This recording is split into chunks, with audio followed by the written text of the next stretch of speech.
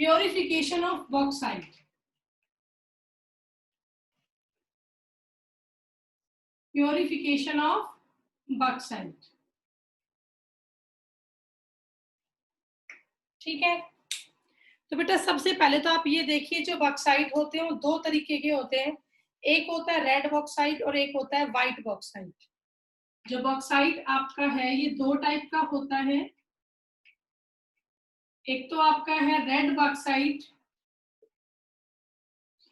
और एक आपका है व्हाइट बॉक्साइट।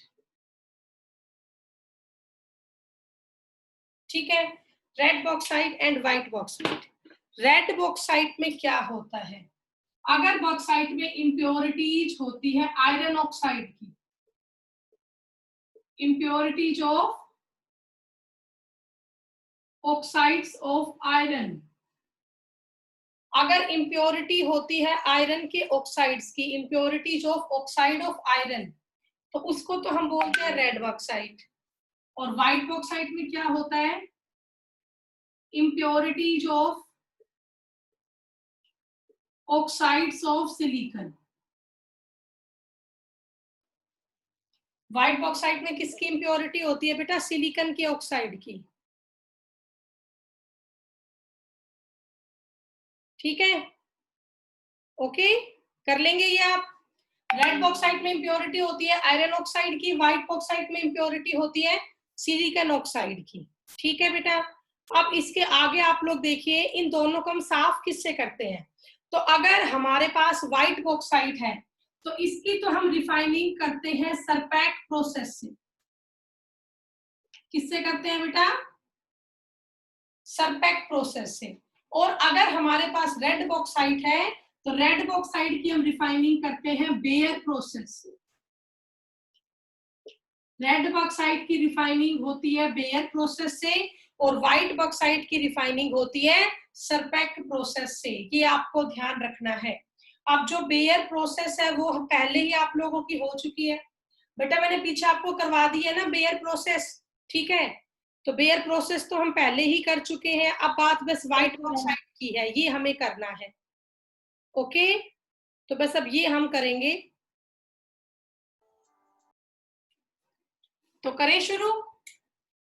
बेटा स्क्रीनशॉट लेना अभी, स्क्रीनशॉट कौन लेगा भी, हर्ष ले ले बेटा। हर्ष है क्लास में? हाँ है, ठीक है।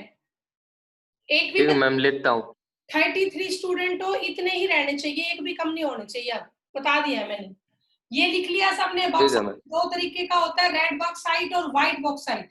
रेड बॉक्साइट में ऑक्साइड ऑफ आयरन की इम्प्योरिटी होती है, व्हाइट बॉक्साइट में ऑक्साइड ऑफ सिलिकॉन की इम्प्योरिटी होती है। व्हाइट बॉक्साइट को सरपैक प्रोसेस से साफ करते हैं और रेड बॉक्साइट को बेयर प्रोसेस से साफ करते हैं। इतना आप सभी का हो गया होगा। अब तुम्हें सरपैक प्रोसेस याद नहीं करनी, क्योंकि आपने रिएक्शन लिखनी थोड़ी ना है। ठीक है, वैसे है सिर्फ 2 ही लाइन की। इसमें होता क्या है सरपैक प्रोसेस में बेटा, लिखवा तो मैं देती हूँ, याद बेशक मत करना, क्योंकि रिएक्शन थोड़ी ना लिखनी आएगी बेटा। तो सरपैक प्रोसेस में क्या होता है, देखिए हमने Al2O3 लिया, एल्यूमिना, व्हाइट है ये। ठीक है, इसमें N2 डाला प्लस 3 मोल ऑफ सी डाला, इसमें N2 डाला और 3 मोल ऑफ सी डाला। प्राची, खुशबू, आप लोग आज क्लास में लेट आए हो, कल से लेट नहीं होना चाहिए, बता दिया है मैंने। Al2O3 plus N2 plus 3 mole of C. अगर कल से कोई बच्चा 7:30 से लेट होता है, 7:30 लास्ट है, फिर मैं उसकी एब्सेंट मार्क करूंगी, उसको एडमिट नहीं करूंगी, बता रही हूँ पहले ही मैं। Al2O3 plus N2 plus 3 mole of C हम यहाँ पे लेते हैं और इससे हम बना देते हैं 2 mole of AlN। 2 mole of AlN plus में निकल जाता है 3 मोल ऑफ CO। प्लस में क्या निकल गया, 3 मोल ऑफ CO। तो रिएक्शन पूरी बैलेंस हुई, 2 मोल ऑफ AlN बना, मतलब कि एल्यूमिनियम नाइट्राइड, एल्यूमिनियम नाइट्राइड बना AlN। पहली स्टेप सबको समझ में आ गई होगी बेटा मेरे ख्याल से।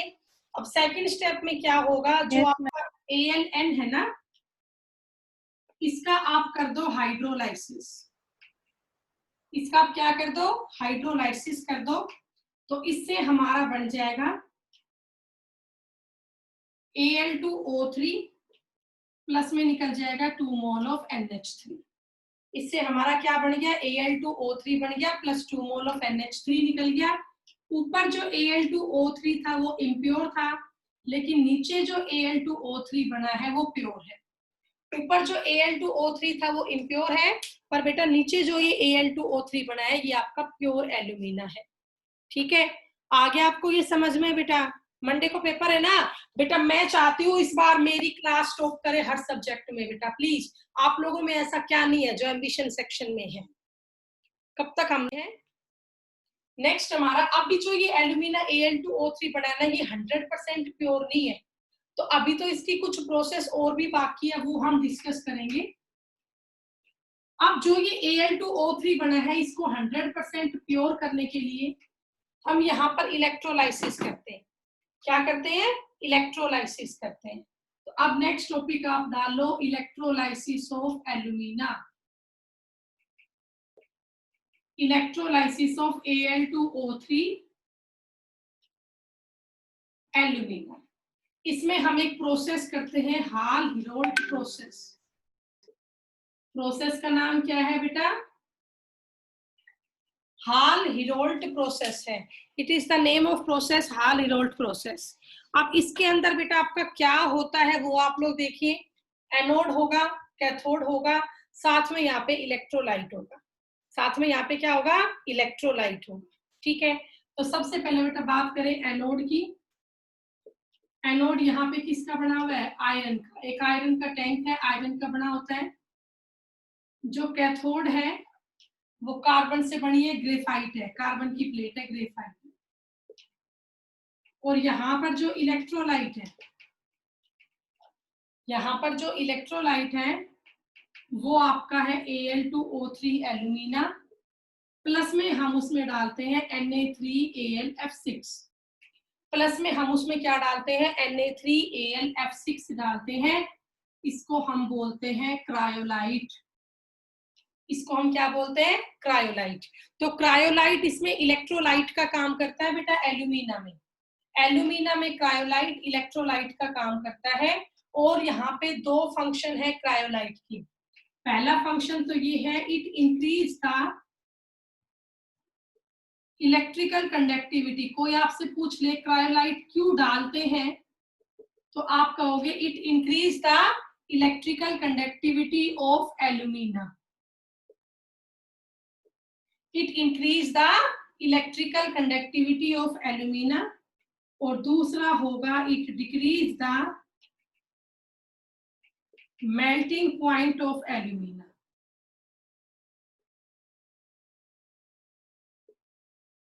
जो ये एल्यूमिना है इसमें क्रायोलाइट डाला है, इसके दो फायदे हैं। एक तो ये एल्यूमिना क्या करता है, कंडक्टिविटी को तो बढ़ा देता है एल्यूमिना की, और उसके मेल्टिंग पॉइंट को कम कर देता है। These are the two functions of cryolite. ये एल्यूमिना की कंडक्टिविटी को बढ़ा देता है और मेल्टिंग पॉइंट को कम कर देता है। और अब इसकी बेटा ओवरऑल रिएक्शन आप लिख लो। जो ये एल्यूमिना है Al2O3, इसकी रिएक्शन यहाँ C के साथ होती है, तो उससे बनता है 2 mole of Al plus 3 mole of CO, 2 mole of Al plus 3 mole of CO। तो एल्यूमिना से हमने क्या निकाल लिया, एल्यूमिनियम तो निकाल लिया, बट अब भी ये एल्यूमिनियम 99% प्योर ही है।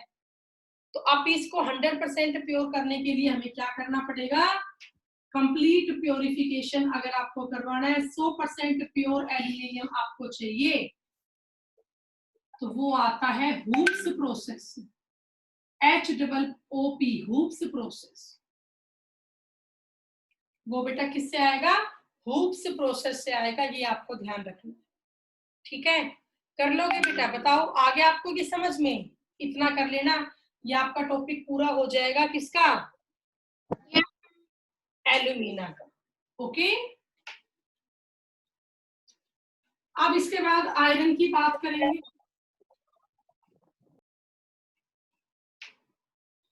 एल्यूमिनियम भी पूरा हुआ। अब इसके बाद हम बात करेंगे आयरन की।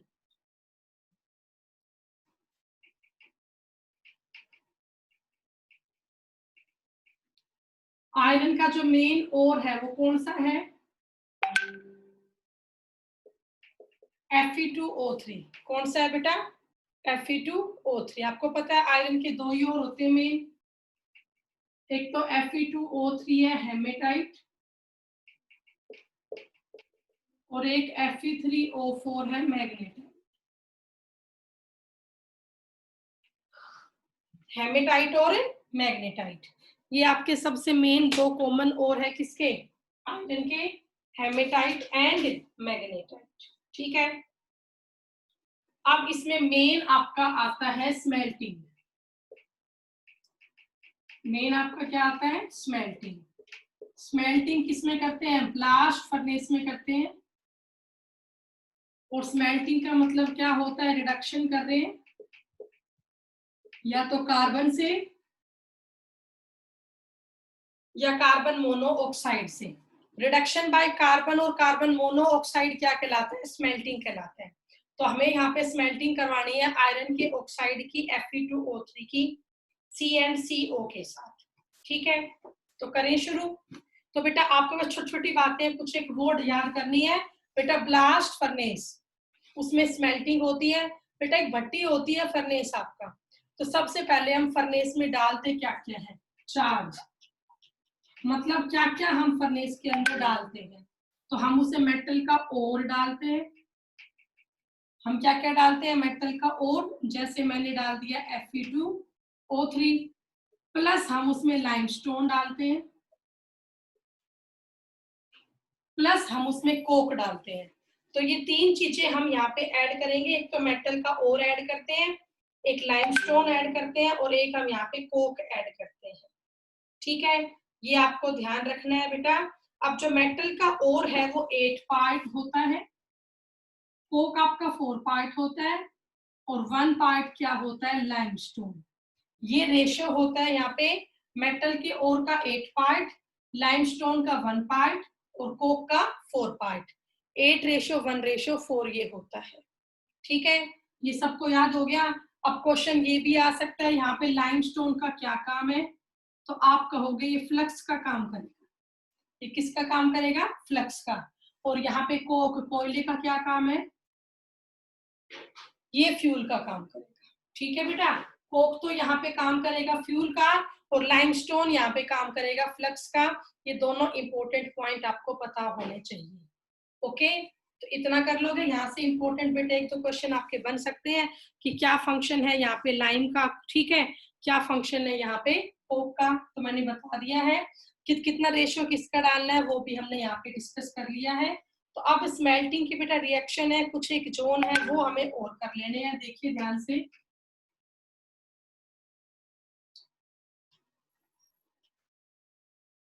तो जो बेटा स्मेल्टिंग होती है ब्लास्ट फर्नेस में वो 4 जोन में होती है।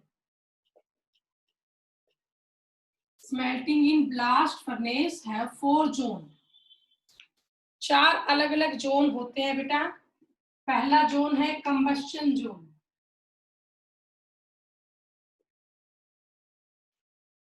फर्स्ट जोन क्या है बेटा? कंबस्शन जोन होता है।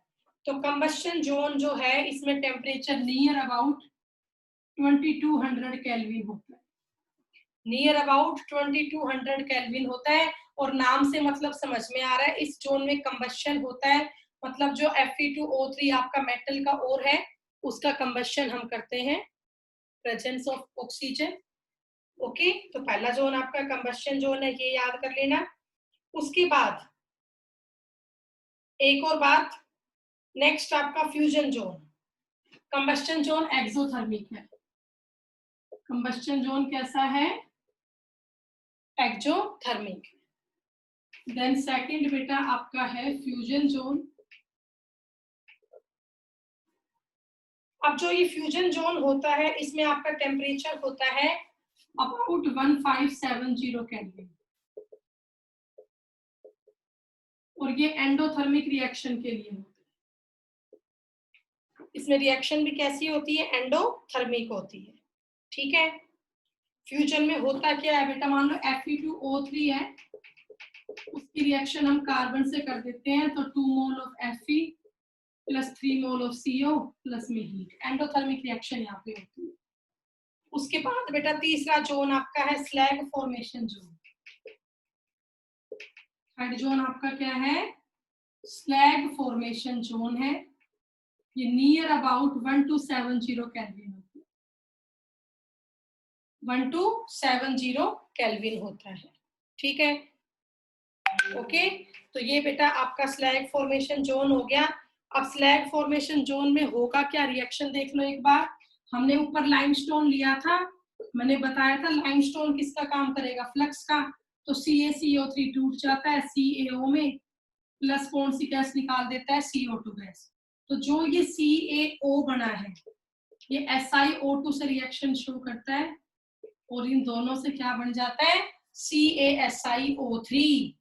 तो CaO यहाँ पर क्या है, फ्लक्स है, SiO2 यहाँ पर क्या है, इम्प्योरिटीज है, उससे बन गया calcium silicate, calcium silicate slag. इससे बेटा स्लैग की फॉर्मेशन होगी कैल्शियम सिलिकेट की, ठीक है। 70 केल्विन, ठीक है। और इस जोन में क्या होता है, फाइनली हम मेटल यहां से निकाल लेते हैं, FeO प्लस C, इससे आपका बन गया Fe प्लस CO। लेकिन जो ये आयरन है, जो आयरन आपका बाहर बन के आता है ब्लास्ट फर्नेस में से, वो पिग आयरन होता है। वो बेटा कौन सा आयरन होता है, पिग आयरन होता है। जो आयरन आपका बाहर निकल के आता है वो कौन सा होता है, पिग आयरन होता है, ठीक है। ये पॉइंट आप जरूर कर लेना। अब हम यहाँ पे डिफरेंस करेंगे कास्ट आयरन के, पिग आयरन का और रोट आयरन का। ओके, करें बेटा शुरू। इतना सबका हो गया? Yes ma'am. तो अब यहाँ पे डिफरेंस देखो बेटा, पिग आयरन से बनता है कास्ट आयरन और एक आपका होता है रोट आयरन। एक आपका क्या होता है, रोट आयरन। ये 3 टाइप है आयरन की। रोट आयरन प्योरेस्ट फॉर्म है। रोट आयरन क्या है बेटा, प्योरेस्ट फॉर्म होती है, ये दोनों इम्प्योर फॉर्म होती है। तो अगर मैं पिग आयरन की और कास्ट आयरन की बात करती हूँ, तो इन दोनों में थोड़ा बहुत कार्बन की परसेंटेज का डिफरेंस होता है बेटा, पिग आयरन में और कास्ट आयरन में, ठीक है। तो पिग आयरन में कितना होता है कार्बन की परसेंटेज, 4 to 5% कार्बन होता है बेटा, इसमें 2 to 3% कार्बन होता है, ठीक है। और इसमें सिर्फ 0.something% कार्बन होता है, 0.25% कार्बन होता है। मतलब ये थोड़ा बहुत डाटा ऊपर नीचे हो जाता है, उससे फर्क नहीं पड़ता। बस आपको ये ध्यान रखना है, जिसमें सबसे ज्यादा कार्बन होगा वो सबसे इम्प्योर फॉर्म होगी, तो पिग आयरन हो गया। जिसमें सबसे कम कार्बन होगा वो आयरन की प्योर फॉर्म होती है, उसको हम रोट आयरन बोलते हैं। आप लोगों ने सुना होगा ना कच्चा लोहा पक्का लोहा, बेटा इसी हिसाब से लेते हैं ना कबाड़ी। पक्का लोहे को महंगा लेते हैं, कच्चा लोहा सस्ता बिकता है। तो पक्का लोहे में क्या होता है, इम्प्योरिटी कम होती है। रोट आयरन वो चीज है। और बेटा पिग आयरन वगैरह क्या है, कच्चे लोहे में आते हैं, इसमें इम्प्योरिटी ज्यादा होती है। तो इससे आपका कई बार क्वेश्चन बनता है, तो ये भी आप जरूर कर लेना बेटा कि pig iron, cast iron, wrought iron ये सब क्या होते हैं। ओके, कर लोगे बेटा। तो ये आपका आयरन का टॉपिक भी पूरा हुआ। अब इसके बाद बेटा ये चैप्टर आपका ऑलमोस्ट पूरा हो गया है। हाँ, एक कोरोजन का टॉपिक है। तो भी कोरोजन का टॉपिक मैंने आप लोगों को नोटबुक में क्लास में ही करवाया था, ध्यान है चैप्टर 1 में। चैप्टर 1 में आप देखना, आपकी नोटबुक में कोरोजन का टॉपिक मिलेगा, वो आप खुद पढ़ लेना। उसमें कुछ ऐसा है भी नहीं, बहुत बड़ा टॉपिक नहीं है वो। और आज मैं आपको कुछ एक नोट्स भेज दूंगी बेटा, वैसे पहले वाले ही नोट्स है वो। आज मैं आपको सारे नोट्स इस चैप्टर के भेज देती हूँ, प्रैक्टिस क्वेश्चन भी भेजती हूँ, आप उन सबकी प्रैक्टिस करना आज। मतलब मेरी तरफ से ये चैप्टर आज आपका कंप्लीट हो गया है मेटलर्जी का, ठीक है। अब एक और चैप्टर इस बार हमारा सिलेबस में है। इस चैप्टर में आप सभी बच्चों को एलॉयज का टॉपिक करना है। एलॉय की टेबल आप लोगों की बुक में एंड में दे रखा हो। जैसे ब्रास है, किससे बनता है, कॉपर और जिंक से। ब्रोंज है, किससे बनता है, कॉपर और टिन से। तो ऐसे आपके बहुत सारे एलॉयज है बेटा, आपको सारे एलॉयज याद करने हैं। आप लोग ये मान के चलो एक टॉपिक पक्का आपका एलॉयज से आता ही आता है। एक आपके इस चैप्टर में मिनरल्स का टॉपिक भी है, मैंने नोट्स आपको दे रखे हैं, मैं फिर आपको आज नोट्स भेज दूंगी। मिनरल्स आपको याद करने हैं, एल्यूमिनियम का मेटल और कौन कौन सा होता है, इससे क्वेश्चन कंफर्म आते हैं। तो अब जो अंडरस्टैंडिंग का पोर्शन था वो मैंने आप लोगों को करवा दिया, बचा लर्निंग का पोर्शन। अब वो आप लोगों पे डिपेंड करता है कितना आप लर्न कर पाते हो। मैं आपको आज सारे नोट्स प्रोवाइड करवा दूंगी। आपको मेटल के ओर्स का टॉपिक लर्न करना पड़ेगा, मेटल की एलॉय की कंपोजिशन लर्न करनी पड़ेगी। तो इसके अलावा बहुत सा क्रैमिंग का टॉपिक है, वो सारा आप लोगों को लर्न करना है। अंडरस्टैंडिंग का टॉपिक मैंने चैप्टर में पूरा आपको समझा दिया है। तो यहाँ पे आपका ये चैप्टर जो है वो पूरा कंप्लीट होता है। अब इस चैप्टर में किसी का कोई डाउट है तो मुझे बताओ बेटा।